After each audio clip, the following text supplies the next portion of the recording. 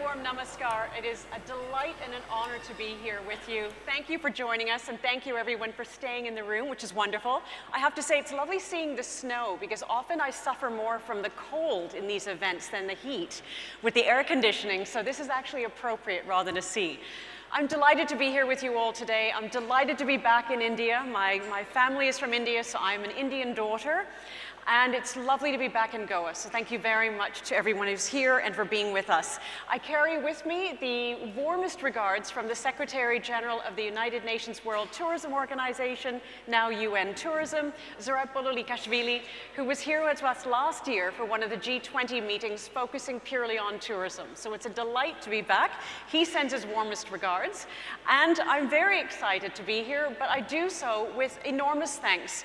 Firstly, to Mandeep and the organizers who've been outstanding in putting this event together, and very much to Praneet Chatwal, one of our great heroes of the industry, for connecting me to this organization. Now, we have a brilliant panel, fantastic panelists. This, for me as a moderator, is moderating candy, because I have exceptional leaders in front of me who are also exceptional human beings. They have been leading through an industry, like all of us, that has never seen such trauma, and at the same time, never seen now such opportunity. Delighted to have with us here, again, we have Campbell, we have KV joining us, so we have the entire ecosystem. We have the airlines, we have the hotels, we have Rajesh joining us from the OTA, and we also have Sumit joining us from GMR in terms of the infrastructure to support making sure this all comes in, goes out smoothly. I have warned these beautiful gentlemen that this conversation is going to be different. 95% of the conversations you're going to hear during this conference are going to be very much focused on the excitement about the industry coming back, the excitement about the new normal, or at least the next normal. This session, as I've told my lovely leaders, is going to be confessional. Because the question is, are we actually ready for it? Mother Nature, a tourism practitioner in a former life, gave us 2 years to talk about the challenges of the industry. For 2 years, we sought looking through little Zoom screens and Teams screens, talking about when the world opens up again, the things we are not going to do. Over-tourism was a word we didn't want in our vocabulary again. We said we were going to focus on sustainability. We said we were going to focus on DEI. All of these acronyms came up, ESG, DEI, SAF, all these acronyms came into play. And then the world opened up, and we became busy, and they became second priority. These are our expectations now, from not just an industry perspective, but from the expectation of the travelers as well. They are looking for proof of sustainability. They are looking for emissions to drop in our airlines. They are looking for gray water plans. They are looking to see that a policy online and buying a trip, does it actually allow me cancellation if my flight gets canceled? They are looking to see that people are back at work and are enjoying their jobs, not just taking the baggage off of the turnstiles. All of these now are the fundamental pillars of our industry, but they're also the truth test. So these lovely gentlemen have been very grateful in saying that they will be truthful. I have only given them clues for one question, because it's going to be a conversation, and I want it to be that. I want them to come out not just as practitioners and professionals, but as people. People who are going to be the backbone of making sure that this state and this country grows in tourism. Now, admittedly, I was told backstage that we're missing one chair. We're missing government. And I'm delighted to say that government is in the room. We had a meeting yesterday, myself and a colleague of mine from CNN, with Shawn Mendes, who's the OSD for His Excellency, the Honorable Minister of Tourism of Goa. And he knew this was going to be happening today. I was asking him questions he wants me to ask the panelists. And then Shawn walked in the event this morning, and he committed to actually changing his schedule so that government could show up. So I think that is a huge expression of genuine partnership, because it shows, firstly, that the first step in any PPP, show up. and bring your pen with you. So, Sean, I thank you very much for being here on behalf of the Honourable Minister. So, gentlemen, we begin. The request I had, because this is not going to be a session about statistics, but I wanted to know from you, so we have some context and sensitization about what exactly your world is focusing on. I'm going to ask you each 3 statistics or sound bites, 3 points of intelligence that you need us to know to understand your world. Sumit, starting with yourself. Thank you, Anita. I'd like to thank HVS and ANAROCK also for having me here on the panel. I think, firstly, I just wanted to say that this was a perfect ecosystem that we talked about it on the backstage, but we have airlines, we have hotels, we have online ticketing and booking platforms, and we have the airport infrastructure, which is a true ecosystem that is required for the overall industry. And I think it was a very well thought through panel that they've set up. My 3 points, I think, are simply from a sense of what we do, is that about 1 in 3 passengers in India, lands or departs from a GMR airport. We capture about 100 million passengers per year out of the roughly 300 million that is out there. In perspective of focus areas, I think one of the things for us is to manage the growth that we are seeing in a 24/7 environment, because airports never shut down. So how do you manage construction growth, ecosystem improvements, while you maintain customer delight? I think that's a constant thing that we are on the drawing board for. And in context of the sector and the topics of tourism and hotels, I think how do we create contextual real estate development at all our airports that we call as GMR Aero Cities. So I think these are 3 things that occupy many of us at my office and work. Brilliant. Thank you very much. Rajesh. Thank you, Anita. So if I think, let's say fast forward 2030, 5-6 years down the line, I think we are going to continue to stay focused on what we've been doing it so far, and that's going to be customers. And I know it's not about stats, but just to give you, a sense of, our life-to-date customers, for example, till today are about 70 million. And can we actually see that to go to about 100 million in next 5 years?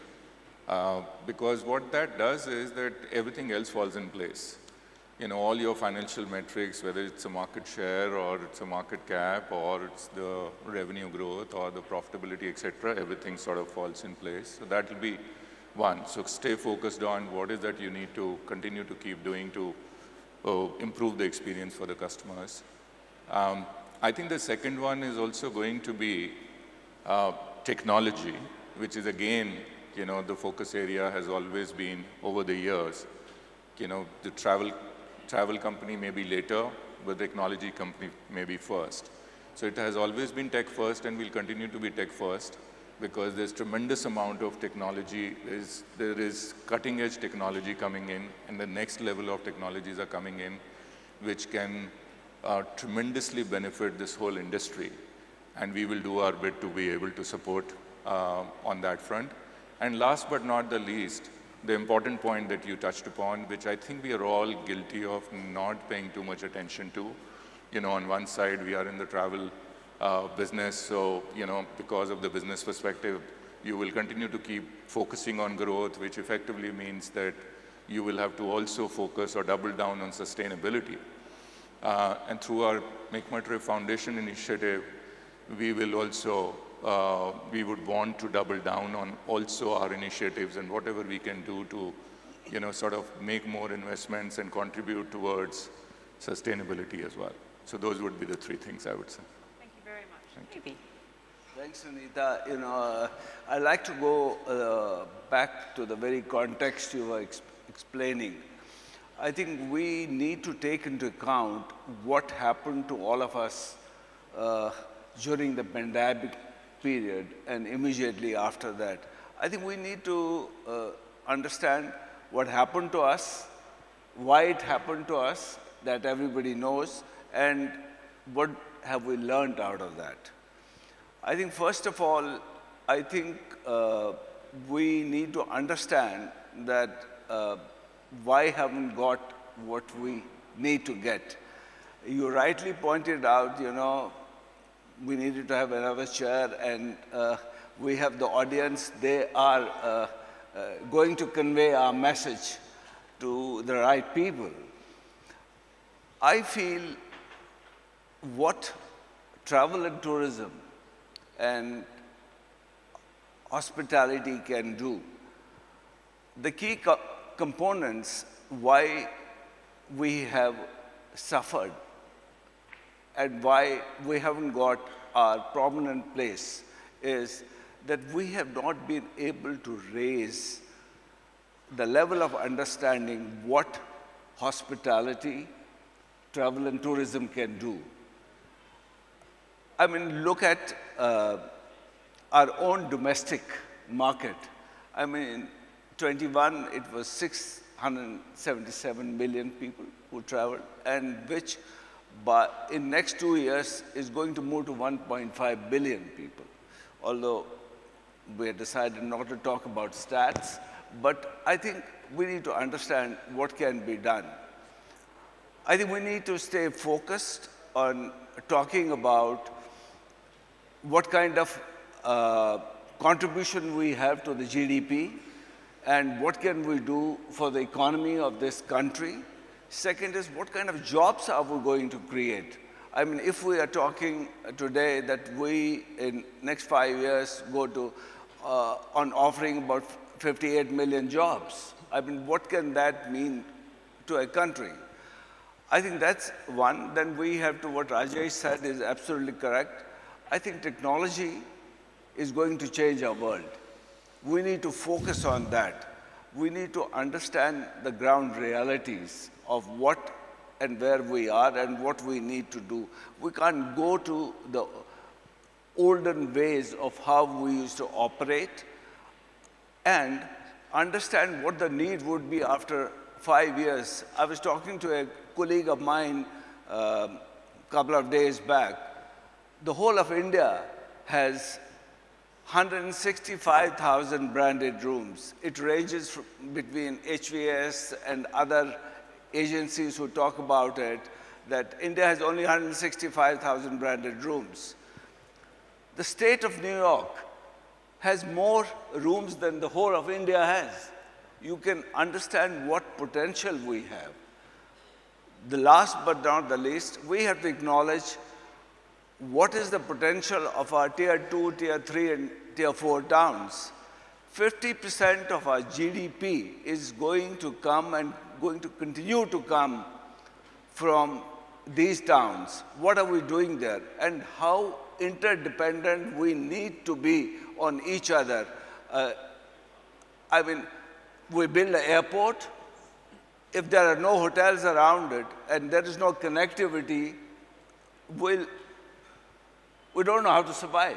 I think we need to clarify where we are, what we need to do, and how do we involve and collaborate with each other. Indeed, and I think you make a very good point from the point of view of when we look forward in terms of rebuilding the industry, it's not just what we are going to do, it's the why. Why are we, for what purpose? Because to your point, to look, because our industry is dreadful in emphasizing the wrong metric. It's not about arrivals, it's the yield, it's the spread, it's the dispersion, it's the time of year. Otherwise, we're re-engineering the same problems we had before Mother Nature grounded us all. So you're making a very good point. Campbell. Okay, you asked me for 3 sound bites in 30 seconds. I'll try my best. For Air India, really, our absolute mission at the moment is 3 things: scale, quality, performance. In terms of scale, we're taking a new aircraft every 6 days, 500 aircraft on order. We're trying to connect. I'm going to pause you for a second. You're getting a new aircraft every 6 days. Correct. In fact, next week we get 1 aircraft every day for 3 or 4 consecutive days. And each aircraft, if you look at the shell, the customization, it becomes an Air India flag carrier. What is the cost of one airline? Or one aircraft? Pre-negotiation or list price. List price of the 470 that we've purchased, about $70 billion US. It's So there's a huge commitment to capacity, growth, and my second point was to connect India to more countries and connect more cities in India to more cities. So that's scale.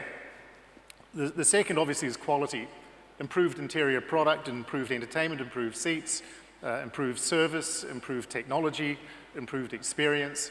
All of that is high on the agenda. And when we talk about the end point for this, it's not 2030, it's 2027. The third point is performance. We're going from a public sector to a private sector. We're spending $70 billion on aircraft amongst everything else, including another $500 million on new seats, new entertainment systems on our legacy aircraft. That has to have a return. It has to have a return for our shareholder, it has to have a return for our staff, and it has to deliver a return to all of our ecosystem players and all of the players that are out in the audience and in the broader community. And then add on top of that the cost of re-engineering to meet the sustainability targets as well, especially when it comes to sustainable aviation fuel, emissions management, et cetera. Because that net zero quest is a whole different investment scheme, which is interesting. I want to go back to something that KB mentioned, which is really important. And again, thank heavens for Mother Nature and good government decisions.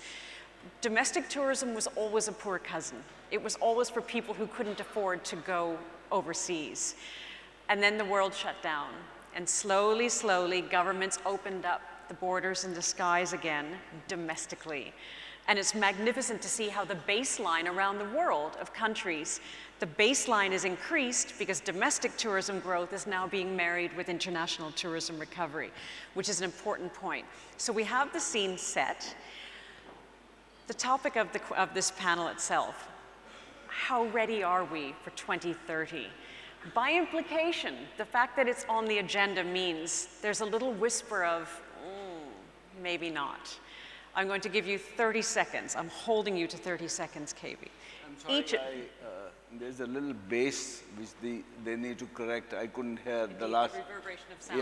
Yeah. So if I say for each of you in 30 seconds, we were talking about this, that often the audio is brilliant going out, but we can't hear each other on stage.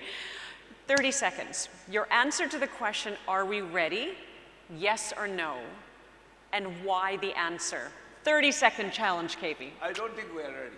I think we need to accept that what market needs, we're not ready. We need to collaborate and involve all stakeholders. And even if it means tweaking of government policies, that needs to be done. You're giving Sean homework, you're giving government homework, but we need to collaborate and do what? What is your priority number one? You know, our own, as a company, our priority is growth because there's huge potential. You can, as I said, you know, if we have less number of rooms than the state of New York, you can imagine with 150 crore people, you know, what kind of potential is there. We're focusing on tier 2 and tier 3 towns, where from real money is going to come. And I think we're not going to worry ourselves about only being in identified metro cities. Yes, we are focusing on big boxes in those areas, but we would actually go to tier 3, 3, 2, and what we are going to do is work very closely with the government and, you know, travel portals and airports, airlines. We need to stay collaborative in our every action, you know, and we're going to build around, if there are 50 sites identified for creating new destinations, we want to ensure that we are there. So that's going to be our priority. We have, at the moment, 150 in operating hotels, and we will add about 25 to 30 hotels every year. Thank you, sir. Sumit, yes, no, why? It's in the middle. I think as airports, as GMR, I would like to think that we are ready because in the last 3 to 4 years, we've invested significant capex to almost double the capacities of 2 of our main airports. Delhi, we have taken it from about 60 million to be able to handle about 100 million. We've added cross taxiways, we've added terminal space. We've redone the old terminal, which used to be the Palam terminal 20 years ago. In Hyderabad, we have expanded capacity as well to handle about from 25 million to 40 million. But I think that's only the yes part of the answer. I think as infrastructure of airports across the country to be part of a continuous chain which is ready, I think there is more work that needs to be done. And I think that it can be done faster with the government pushing the privatization of the airports even faster than the good job that's already been done. And that's why I must say, I enjoyed yesterday landing in your new airport and driving the hour to get here, because you also get to see the roadwork investments that are underplay. And admittedly, again, it was very exciting seeing it, but it did squeeze my heart a little bit from the point of view of, oh, if this much demand is going to be coming in, are we ready for supply? So that's why I always find, again, Yes. and it's the micro movements as well. And also, I mean, it's you know, this is a complex question, as is whenever you talk of an industry as interconnected as travel is. You know, are you building too many more hotels? Are you building too many roads? What are you doing to Mother Nature? What is the fine balance? There are so many things to look at. And I think the stakeholders can discuss it and prepare for it. But I think if we are all conscious of trying to do a good job, and when I say I'm ready, I'm nobody to say that. Ultimately, Campbell, who's a heavy user of my airport, he needs to think I was ready. It's not me who has to say that. So I think it's a complex question, and it's never ending as a conversation. And I think that's your point. That readiness has an implicit call out of the interdependencies that exist. You might be ready, but is Campbell ready? How does that work? And is, from an OTA perspective, is the traveler ready to be able to take that leap as well? Campbell, yes, no, why? It's a qualified yes. Clearly, we're making a commitment to growth. I think in the short term, there is enough capacity in the system to accommodate our growth. I think in the medium term, there is capacity more broadly in India, but there is not enough capacity in a couple of airports, one of which is here. So we need that investment to happen. And I think we need to put the context very clearly front and center. If we're talking about a growth of 11 million people now, inbound tourists, to 25 million by 2030, that is 2.5 times in less than 10 years, 6 years. In the last 10 years, we only grew 60%. So the pace of growth that is coming is inordinately bigger than we've been used to now. Can it be done? Yes. Japan went from 10 million per year to 30 million per year in about 7 years. But how did they do that? It was infrastructure, it was airlines, it was facilitation, it was visas, it was technology, it was helping foreign people to get around a country where they don't speak the language. It was giving people comfort to come to India when they're not used to the Indian environment. At the moment, India attracts the intrepid traveler or the business traveler. If you're going to get to 25 million people, you've got to expand your market segment far beyond the intrepid traveler. And it means convincing, as we discussed with a colleague earlier, it means convincing the decision maker, who are often women. Do women feel safe coming to India? What message are we sending out? That's why I think that government needs to have a place in this room, because so much of it is brand India. We can do our parts advertising airlines and product quality and upgrades. We can talk about hotels. We can talk about airport infrastructure. But if we don't brand India to a broad enough segment, we're not going to grow by 2.5 times. Indeed. And it's interesting as well to your point, because it's always, and it's a conversation I've had for years with the national ministry, it's not just about incredible India, it's incredible Indians. It's Indians who take care of the visitors. It's the visitors who respect the Indian community, and that's a critical part of it. And that's why, Rajesh, I want to ask yourself actually a question, because with the world being grounded, and to your point as well, that what exactly happened to us, we need to recognize the value of travel and the values of travel changed. You're on the front line of decision making of how people are traveling. What change have you actually noticed? Because you literally have some of the richest intel when it comes to the behavioral shifts. It's a very interesting question, by the way. And maybe I would add to the yes-no question as well a little bit, if 30 second challenge is not there. But once your first question first, you might be disappointed with the answer, because the reality is the public memory is so short. we are back to the way we used to travel, and like how. Like every segment, we might have made some tweaks here and there in terms of specifically on, picking up the areas that we wouldn't want to do it, learning from the past and all that. But by and large, we are back to the same old way of traveling and maybe more, right? So I think that's the reality. And that's what, the data on our platform would also tell. But there are certain changes that are definitely there from a behavior standpoint. In fact, that might add to some of those, the good news from growth perspective, but that might add to, some of the challenges on the sustainability side. The behavior is actually exploring and traveling more. The number of holidays or the short vacations or a combination of short vacation or long vacation with the family, et cetera, that you were taking in the past have gone up and significantly gone up. And I often say that, a lot of it is to do with actually a diverse period, through COVID that everybody went through because, I don't know if people started thinking that life is too short and, we should explore and experiment more and more.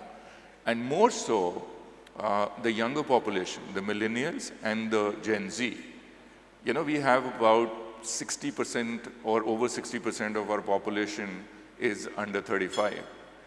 And they are the ones who are sort of driving the next level of travelers' behavior, if you will, in terms of spending more, in terms of experimenting more, in terms of exploring new destinations, and making some really bold moves, right? So, which is in a way will sort of help the business, obviously, because the whole industry went through a really hard time. But it's also going to put a lot of pressure on the infrastructure. Which will bring me back to the question that you were asking, are we really ready to take on this growing demand? Because demand is coming. The good news is demand is coming our way. The demand is coming our way on the back of rising income. Rising income from the cohort which has more than $10,000 income. That's about 50 million households, which means about 200 million travelers. Every year, another 5 million will get added. We are talking about by 2030, you'll have about 350 million travelers that you're talking about. And that's going to be huge. And are we ready to sort of, absorb that demand as an industry or not? And there, I think 2 or 3 areas that we have to, again, there's good news and a bad news. The good news is there's tremendous amount of, as Campbell was mentioning, and I think Sumit mentioned as well, there's tremendous amount of focus from the government for the last 10 years to expand the infrastructure, to significantly improve the infrastructure, whether it's a new airports, we still have another 22 coming. We have some 41,000 crore rail projects under progress. We have road infrastructure, Honorable Minister announced in the Global Business Summit just last week that is going to be of that quality as America has, imagine. So so we're definitely going places on that. So that's the good news. But not so great news is, I will go back to what Mr. Kachru was saying, the supply shortage, 160,000 rooms. Are we ready? I mean, we're talking about 350 million, preferably traveling in the domestic market. Are we ready to absorb? And these are the branded hotels. And he gave the example of New York. I will give the example actually with Singapore. Bombay, Bangalore, and Delhi all put together have less number of hotels than Singapore as far as branded hotels are concerned. I don't think we are ready. So if demand is coming and it's out there for the entire room, because this is the industry, hospitality industry, we're waiting for the demand, went through a lot, and now when the demand is coming, are we ready to sort of invest behind and get the supply or not? That's one. And two, I think there's significant sort of improvement or the headroom, I would say, we have on improving the experience of the consumer. And make no mistake, for the branded category of hotels and the cohort that I'm talking about, which has either more than $10,000 income annually, or have more than 35,000, which is about 5 million households, you're competing with Southeast Asia, you're competing with short-haul destinations. Short-haul destinations, and those short-haul destinations, the experience benchmark is, I think on a scale of 1 to 10, we might be at 5, right? Now, we have built world-class airports, but how do I sort of leverage, let's say, technology to improve the experience in the airport, reaching the airport, last mile connectivity, first mile connectivity. You know, what is that we need to do to take the load off the peak destinations? You know, and Goa is already trying to expand capacity, for example, but you know, what are we doing for the hills, for example? You know, those 3-4 destinations, we will be busting during season and prohibitive pricing, and none of that will have great experience for the consumers. And therefore, you know, I think the opportunity is huge and big. It is for us to lose to, let's say, nearby destination, just on the back of very good experience, because then people want to spend that kind of money, they want to have great experience as well. So I would say these two big areas, one supply shortage and the second is overall experience improvement for the consumer, are the areas that we need to improve significantly. It's well said, and I think that's where, I think what's very important to me in this session is, again, people not just understanding, are we ready, what are the challenges, what do we need to focus on, but also understanding all of you as leaders. And Sumit, I'm going to start with yourself, and it goes very much, KB, to what you were saying. We all had the opportunity to be still and really think about how we were going to shape the future of our industry when the world reopened. Because going to your point, KB, as well, in addition to the job creation, GDP growth, employment, all of that tourism brings, we all saw the mental health importance of travel, because we were all kept away from people that we loved. We were all kept away from milestone moments, whether it was a birth or a funeral. We all missed someone and somewhere. Sumit, you as a leader, how has your view of leading your piece of the entire ecosystem evolved because of your experience of the pandemic? Because of the pandemic? You're a different man now than you were I think for me, it was a time where I got more aware of immediate surroundings. And I'm not one for hyperbole or rhetoric, but I had time to go to a nearby park and see the different kind of trees and realize that I did not know the name of 90% of those trees, and then I made the effort. And I know many, many people who've done that in different ways. I think in what I am trying to do as a leader, I do not know whether there is a direct relationship between the pandemic and what I'm trying to do, but since I take care of primarily the real estate development at the GMR Aero Cities, what we are trying to do as a team is to focus a lot on master planning that is sensitive to nature. We are trying to do very little cut and fill. We don't take a bulldozer and just flatten everything out. We are trying to, for example, in Hyderabad, we have 1,500 acres. It's a small city, literally, and we are trying to do a master plan where we are trying to use every natural waterway to keep it intact and to make sure that the whole city gets built around all of that. Trying to make sure that we do not end up having even one reservoir which is natural is not eliminated. So I think that sense of sensitivity to design, nature, coexistence, and trying to keep low density projects where people have a lot of green, people feel happy in the campuses that they will take from us. I think perhaps that's what we are trying to do as a team, Anita. It's a lovely shift that you speak of, and it goes very much to what Campbell was saying about the need to scale up quickly. Yeah. We can get caught with the busyness and forget the business of what we're doing, which is really well said. So, Rajesh, from your perspective, 60-second challenge. Sure. How is your leadership? All right. Yeah, no, I think if I look back, it was a massive reality check for all of us, right? That's point number one. It was a super humbling experience because I don't think personally there were times during the COVID period that one would have not or ever before felt helpless, right? You know, so it was a very, very humbling. So what are the learnings that comes out of it?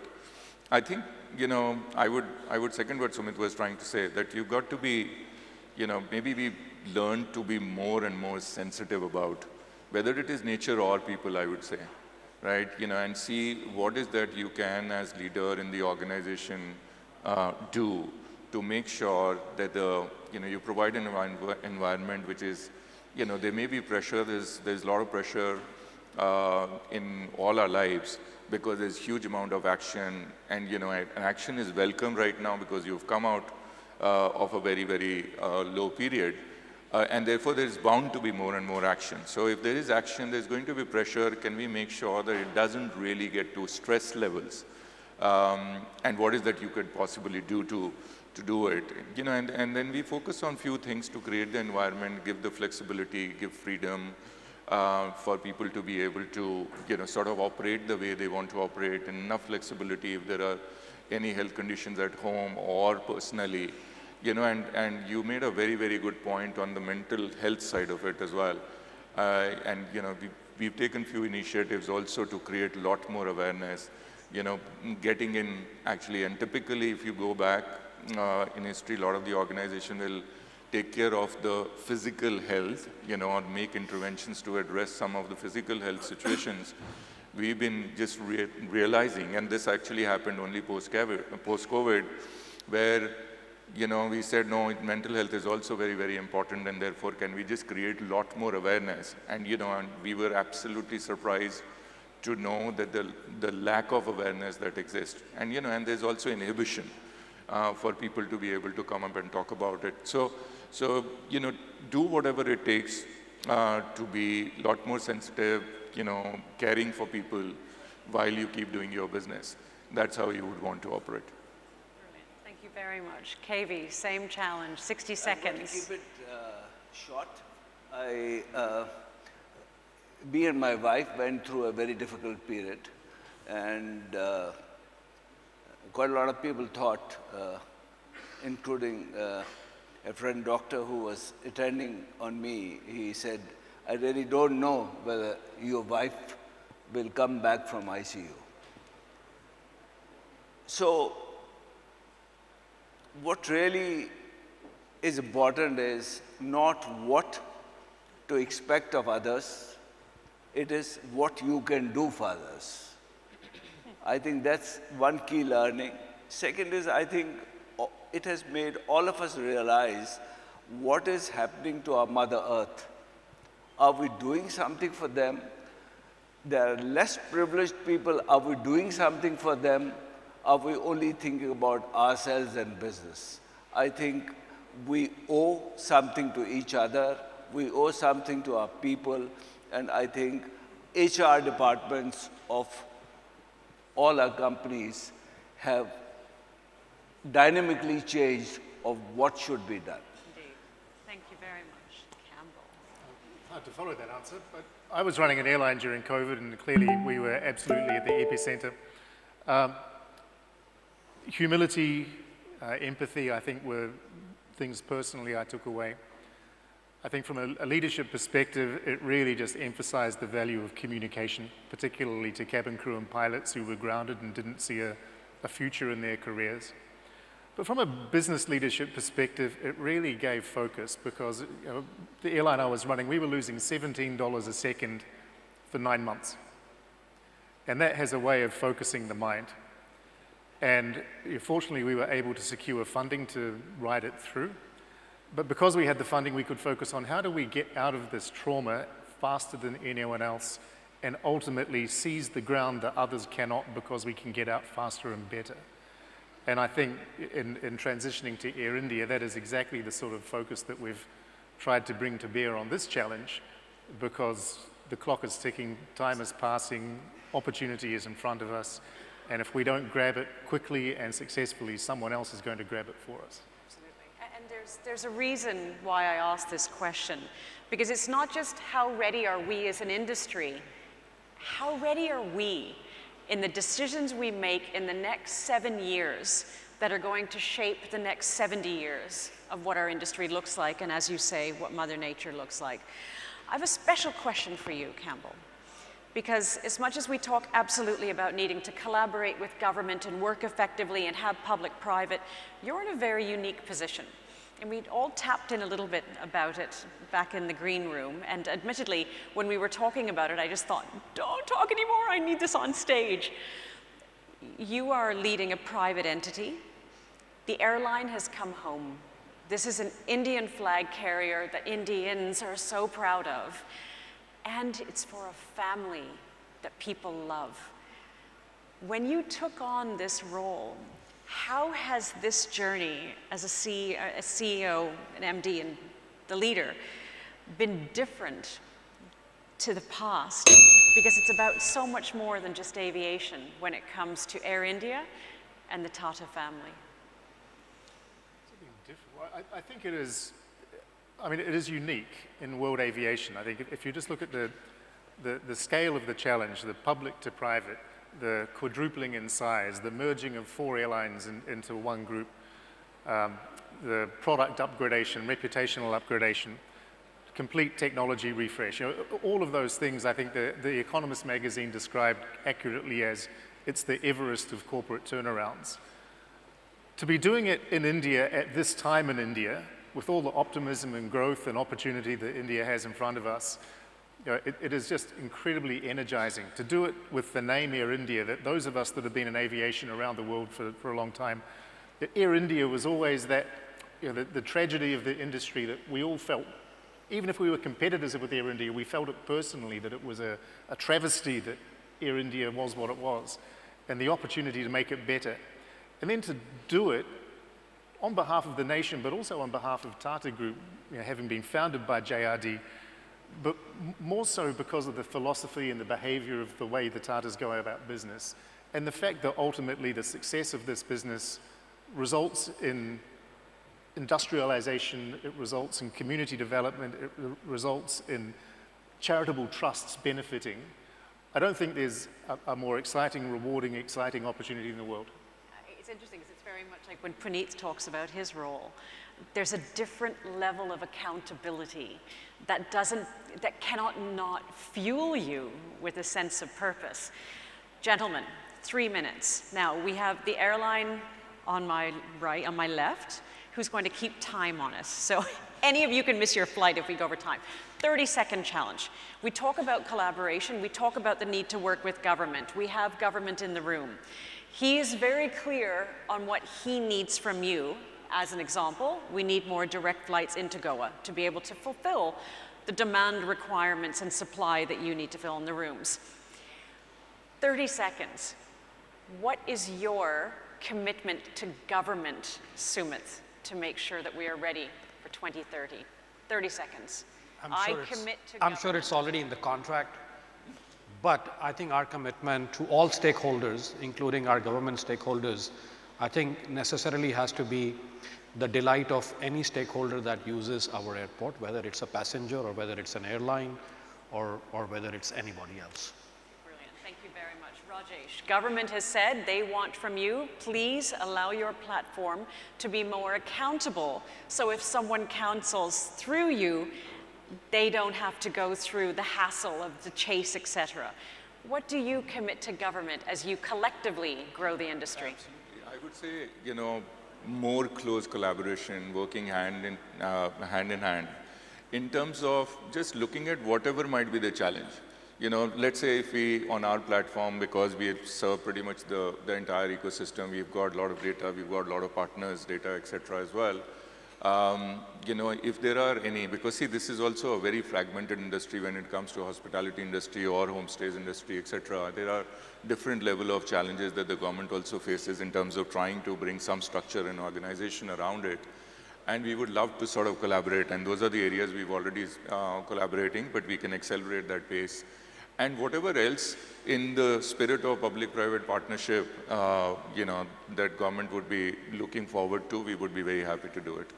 Brilliant. Thank Thank you very much. KB, government needs you to please share the intelligence to help them make decisions to be able to drive that year-long demand. 30 seconds, what are you committing to government? Well, I have something which is kind of what we can do for the nation as a company, and also a little bit of ask. Since you said that there's somebody listening to us, I feel our industry needs recognition in terms of it being established as, and recognized as an industry. Government of India has a different complex situation. Tourism is a state subject, and federally that cannot be controlled. So they need to tweak that. We need to be on the concurrent list. That's one. Then getting infrastructure. If you want more money to come into India, you want more investment to come into India, you need to make it simple. So I think that needs to be done. We're not asking, as an industry, we have never asked for any subsidies or anything like this. We want tweaking. And on our part, we need to do a lot of work, whether it's talent development, which is our key problem at the moment. We need people. And where are the people? If we are talking about from 165,000 rooms to 500,000 rooms and expecting 100 million tourists by 47, that's what we are talking about. Where are the people? We will do it. We'll work very closely. We'll grow. Government has decided to go to smaller states and key areas. We will commit. Each company is ready to commit to build there. Brilliant. Thank you very much. Campbell, bring it home, please. Our commitment to government clearly is to scale, to connect India to more places, to connect more places in India to more places, to build an airline that represents India in the way India wants to be represented overseas, that people are proud of, and that people, regardless of whether they're coming to or from India or going through India en route to somewhere else, consider as part of their travel options. We want to be in that top tier representing India to the world. Brilliant. Thank you very much. Ladies and gentlemen, as the air traffic controller of this panel, I say we are ready to hit the runway. Please thank my great panel and Sean for his participation. And we hand back the stage. Gentlemen, thank you very much.